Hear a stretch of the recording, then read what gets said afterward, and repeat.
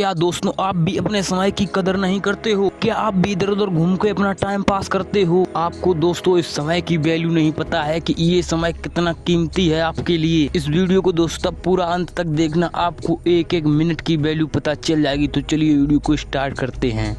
एक गांव में 3 लड़के रहते थे, राम, श्याम और राजू। तीनों के पिता काफी अमीर थे। तीनों का बचपना बहुत अच्छी तरीके से गुजरा था। उनके माता पिता उनकी कोई भी मांग को अनदेखा नहीं करते थे। राम के पिता सरपंच थे, श्याम के पिता एक कारोबारी थे और राजू के पिता एक किसान जो जमींदार थे। छोटी उम्र में ही उन सबको लाड़ प्यार ने ऐसा बना दिया था कि न तो उनको मेहनत का पता था और न ही उनको समय की परवाह थी। अक्सर वह सारा दिन घूमते ही रहते थे, नशे और अन्य भोग विलास में डूबे रहते थे, जिससे उनके गांव वाले भी दुखी थे। सरपंच और बड़े लोगों के बच्चे होने के कारण उनकी कोई शिकायत कर नहीं पाता था, जिससे उनका मनोबल और बढ़ गया था। एक दिन उनके गांव में बहुत तेज बारिश हुई, जिससे सब लोगों को नुकसान हुआ, जिसमें इन तीनों के पिता भी थे। लेकिन इतना कुछ होने के बाद भी उनके बेटों का वही हाल था। वो बस घूमते रहते, नशा करते, भोग विलास करते रहते थे। माँ बाप काफी चिंतित रहा करते थे। ये तीनों भले ही कितने गंदे थे, लेकिन इन तीनों को अंदर एक खास बात थी जिसकी पहचान किसी को भी नहीं थी और उन लोगों को खुद भी पता नहीं था। राम एक बहुत अच्छा नेता प्रतिपक्ष था, क्योंकि अपने पिता के पास रहते हुए उसको इसका काफी ज्ञान हो गया था, क्योंकि उसके पिता सरपंच थे। श्याम भी इस तरह से बिजनेस की समझ रखता था, क्योंकि उसके पिता एक कारोबारी थे और राजू खेती का काम जानता था, क्योंकि उसके पिता एक किसान थे जो जमींदार थे। पर अपने गलत कामों की वजह से उन सब ने अपने इस टैलेंट पर ध्यान नहीं दिया, जो कि उनकी सबसे बड़ी कमजोरी थी। इस तरह से इनकी बदमाशियों को देखकर इनके पिता ने उन्हें सीख देने का सोचा। तीनों पिताओं ने आपस में बात करी और उसका एक हल निकाला। तीनों पिताओं ने अपना अपना काम अपने बेटों को सौंप दिया, जिससे उनको समय की कदर का पता लग सके। तीनों के पिता ने एक एक वसीयत बनाई। इसमें ये लिखा था कि 1 वर्ष के अंदर इन तीनों को 10-10 लाख रुपए कमा कर देने होंगे, जो बिना किसी गलत काम करके कमाए गए हों, और तीनों को अलग अलग स्थान पर रहना होगा। इन तीनों को 5-5 लाख रुपए भी दिए गए, ताकि उनको अपना काम स्टार्ट करने की दिक्कत न हो। पहले तो सब खुश हो गए कि हम आजाद हो गए, को पैसे मिल गए, और ऐसा सब सोचकर इन्होंने काफी समय मौज मस्ती की। इस तरह से 6 महीने बीत गए और इनका काफी सारा नुकसान भी हुआ।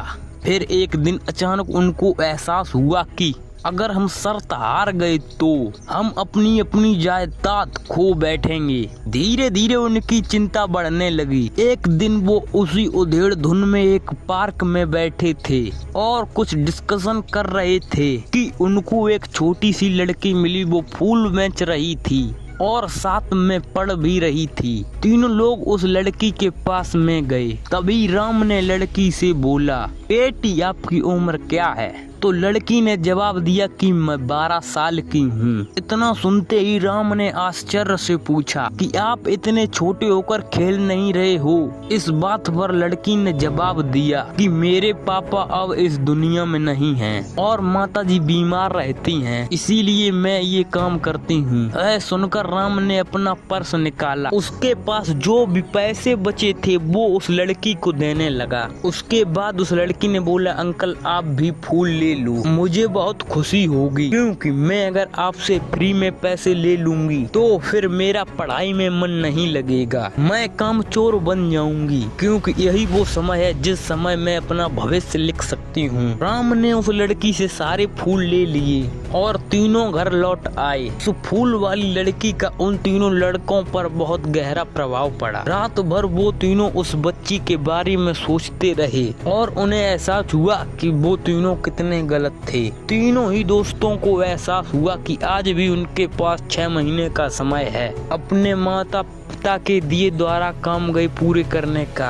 और भविष्य बनाने का। इसी दौरान सबने सोचा बचे हुए समय का सही उपयोग करें तो भी बहुत कुछ किया जा सकता है। इस तरह बाकी दोस्तों ने भी सोचा और दूसरे समय में आकर काम तलाशने लगे, पर उसके शर्त में एक शर्त ये भी थी, उनको जो भी करना है वो अपनी पहचान बताए बिना करेंगे। जिससे यह साफ था कि उनको काम नहीं मिला, और जब काम नहीं मिला तो उन्होंने सोच लिया तो अब वो अगर कुछ भी करेंगे तो अपने गांव में जाकर ही करेंगे। भले ही उनके पिता कुछ भी सोचें, लेकिन फिर भी अपने गांव में जाएंगे और अपने गांव में कुछ नया काम करेंगे। भले ही उनके पिता की उनको वसीयत ना मिले। तीनों लड़के अपने गांव में फिर से आए और अपने अपने पिताओं से जाकर के मिले और उन्होंने अपने अपने अनुभव के बारे में बताया और बोला कि वो आगे से ऐसी गलती नहीं करेंगे और वो उन्हें माफ कर दें। लेकिन पिता तो शर्त पे ही अड़े थे। लड़कों को कोई दया नहीं मिली। तीनों फिर से दुखी हो गए। तीनों को अपनी अपनी गलती का एहसास होने के बाद फिर भी उनके पिता उनका सपोर्ट नहीं कर रहे हैं और फिर से वो रात भर सोचते रहे कि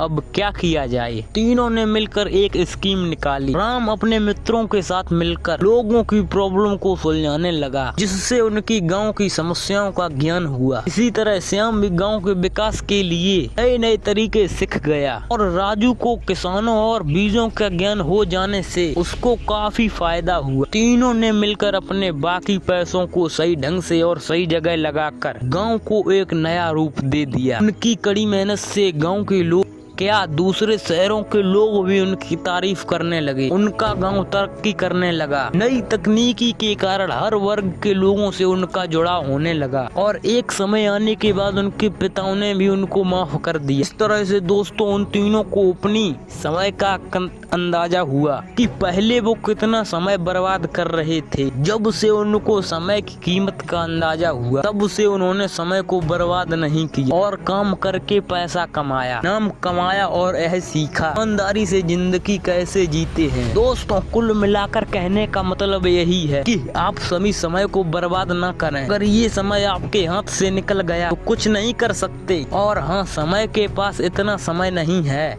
कि वो आपको दोबारा समय दे। समय बर्बाद करने के हजारों तरीके, लेकिन आप ऐसा कोई तरीका चुनिए जो आपका भी भला करे और गांव वालों का भी भला करे और देश का भी भला करे।